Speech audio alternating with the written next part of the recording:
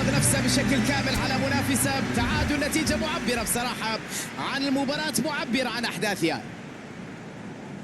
مع انتهاء المباراة بدون فائز سنلجأ إلى ركلات الترجيح.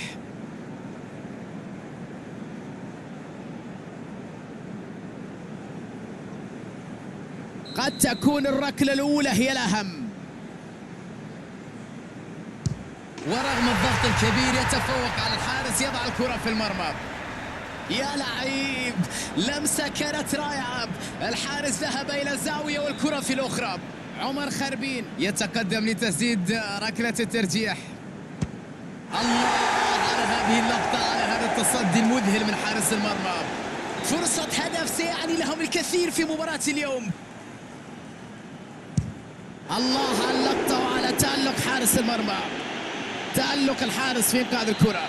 ثاني اللاعبين المسددين، بدا لي أنه متوتر جدا قبل تنفيذ الركلة، لكنه تمكن من التسجيل.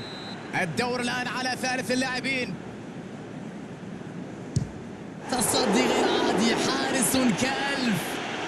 تصدي غير عادي من حارس المرمى، يجعل الزملاء يفتخرون بهذا التألق، بهذا الإنقاذ. ثالث منفذي الركلات.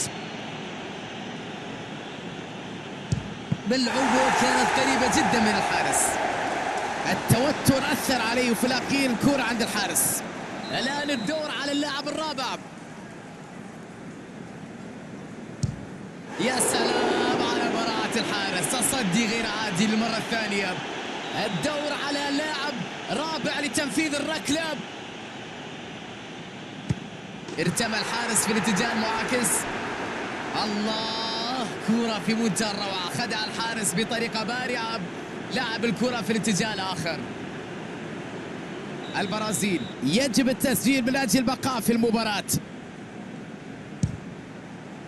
كرة أخيرة تهدي الفوز للفريق.